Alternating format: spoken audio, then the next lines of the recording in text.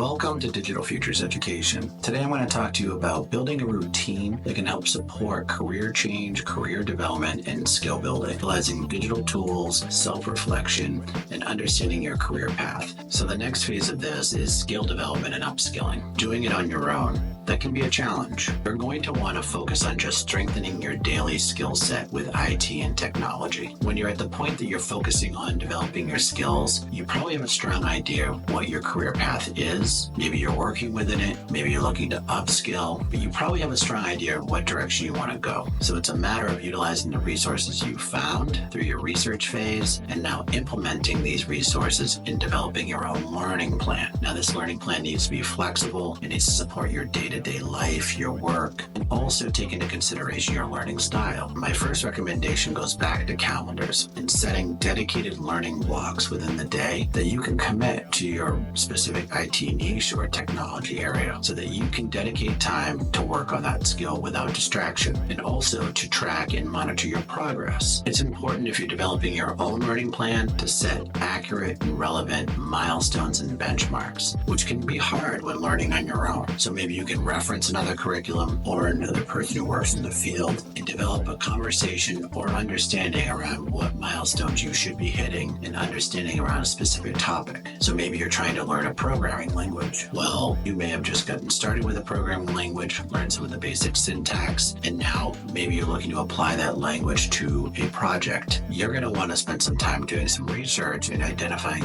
the proper project for you to be able to invest your time into, because you want a project that's going to give you the most beneficial learning for the time you commit. That's going to take some research. It's going to take some support. So think about how you're utilizing your time self-learning to identify projects which effectively will impact your career path, but also stay flexible. I recommend looking for small coding projects that can help you troubleshoot or learn new pieces of code from different languages through code snippets, or utilizing GitHub for additional learning or just research around different types of projects. Be sure that you're keeping a flexible mindset and open to adapting your skills to meet the needs, because that's going to be part of your career. So here are some key parts of your projects at this phase. You need to develop a learning plan, daily, weekly, monthly, and yearly goals to map your progress. You're also going to need within the learning plan to set milestones around what you expect to have completed each week, each month, and of course during the course of the year. You could do that in terms of a project a month, several exercises a week, but you need to start to track and develop your own learning plan. If you're interested in assistance with this, you could utilize our coaching services. You can set some times with me or contact me directly, and I can help support you with that. But it's an important first step to help you get focused on your learning. We're also going to want some methods for tracking your progress over time. What tools you're going to use, what are effective measures of your progress, things you're going to need to work on and determine to make sure that you are making progress,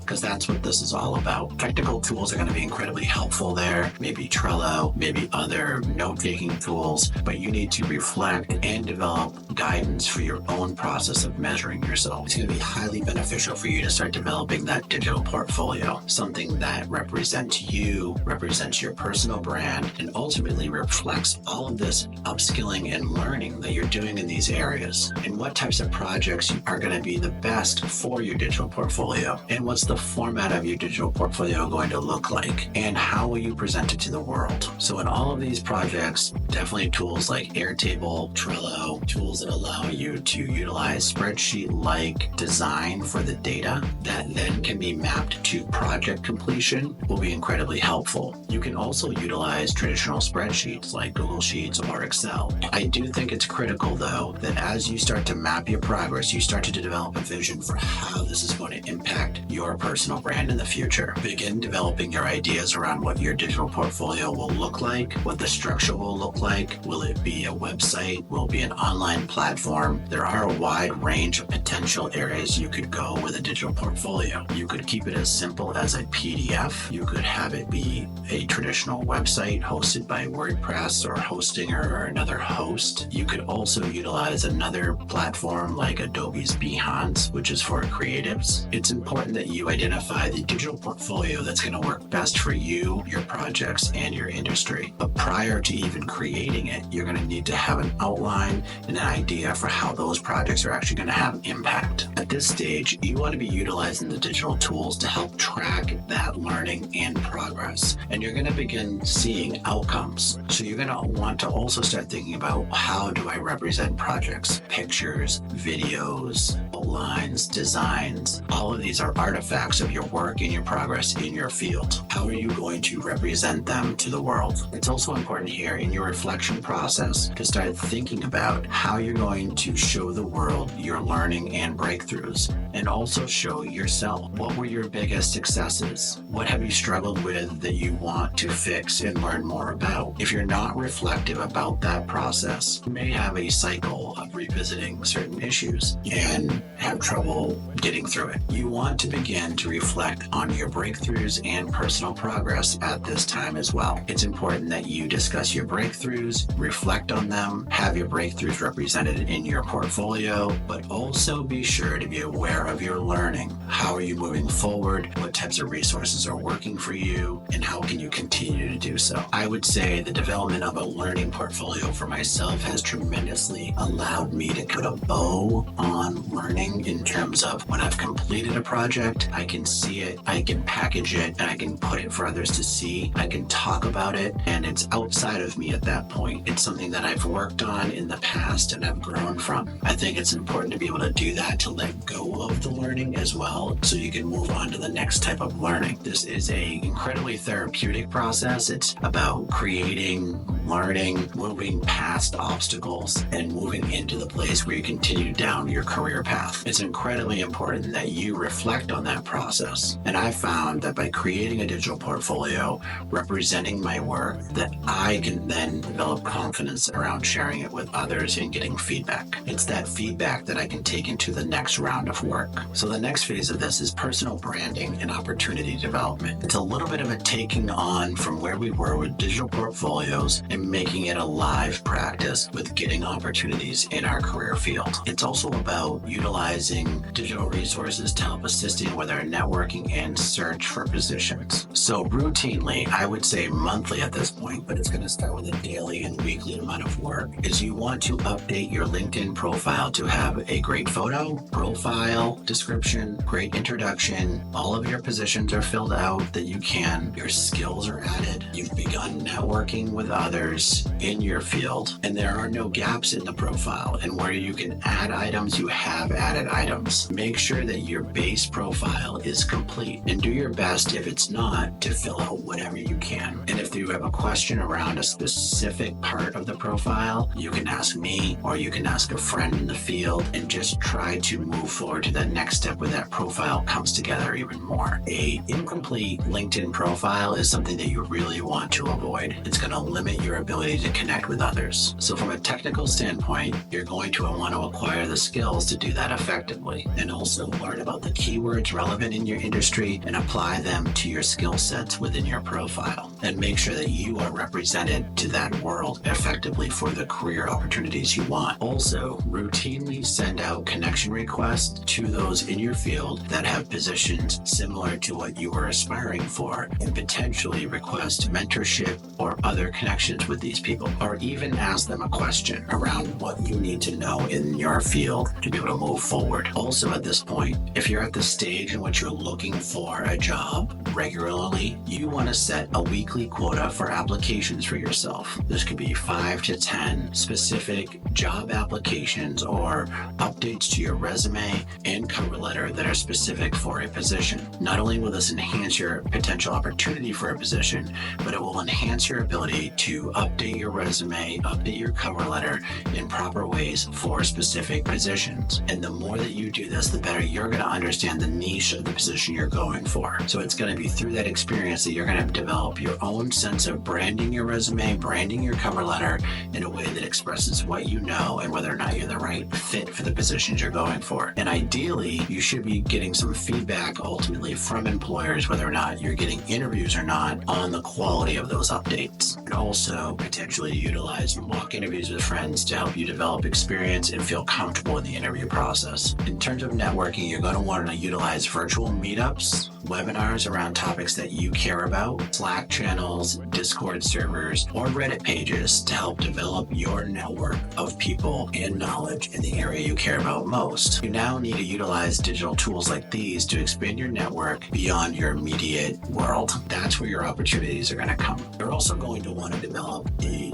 weekly job search strategy that allows you to track your progress as well. I highly recommend tracking very specific job descriptions which you are aspiring for, and when you update your resume and cover letters for specific descriptions, save those resumes and cover letters aligned with the position description you have. You can utilize a tool like Airtable to do that. Basically create a name of a position, a description, maybe keywords, and then ultimately link a resume and cover letter that you've created for that specific position, so that if it comes up again, you can then just modify or adapt that resume and cover letter for that position. And utilize digital tools to help track keywords in your industry that are important and relevant to job search, and the resources that you're using for your upskilling and learning plan, so that you can stay on top of what's coming next. Also, begin developing a network of contacts that you know that you can reach out to and that you've made contact with, whether it's through this networking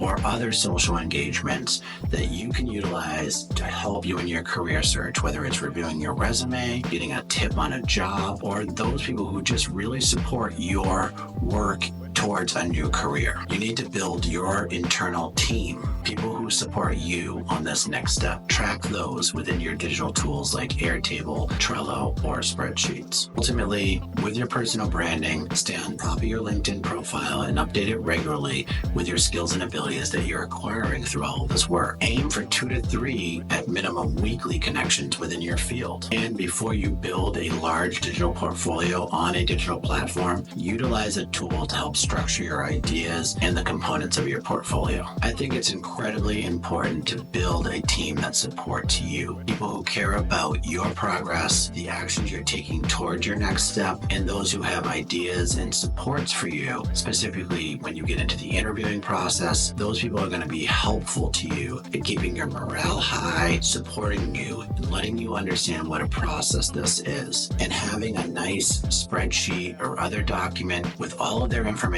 so that you can reach out to people and ask questions can be incredibly helpful. And then documenting their ideas, their feedback, and taking it and utilizing towards building your next learning plan and what topics they think you need to work on. That feedback's incredibly important. At this point in this plan, you need to be thinking about what part of your personal branding you really need to be updating and thinking about to help transition next. What's your next move? How are you going to update things for your career to get that next opportunity? A couple of tips for this phase is back to utilizing tools like Todoist to help put those lists at a daily, weekly, monthly, yearly phase, just so that you have them mapped out. Tools like Clockify or Rescue Time can help you track time and productivity on those tasks. Tools like Habitica can help you gamify your daily actions towards reaching your goals. And LinkedIn Learning can be incredibly beneficial to help support you in a wide range of careers with tests in specific niche areas and also specific programming areas. LinkedIn Learning is an amazing tool to help you upskill, whether it's in programming, cybersecurity, IT skills, or even in your own professional career development. So I hope walking through these phases has encouraged you to think about how you can develop and evolve through each of these phases as a learner, and see how each of these phases can help evolve you as a career seeker, an IT learner, and someone who is constantly looking to develop their skills. This is about continuous learning. This is about a growth mindset and learning how to be a continuous learner in your field of interest, and showing and developing a network to help support you in all of those interests. It's also going to develop your resilience as a learner, being able to understand projects, deconstruct projects, and understand tasks related to projects from a daily, weekly, monthly basis. this. And of course, you're going to have amazing resources through all of this. You're going to have research links, you're going to have project links, you're going to have many resources that help develop your vision for your career. What's going to help you be a leader in your area is that this process, these habits are going to help you be at the forefront of understanding these key concepts in IT and tech that are changing every single day. Identifying your goals, learning to track your progress, learning to upskill and enhance your learning development plan, developing your personal brand and bringing it to the world is what's going to help you be successful with all of these daily habits.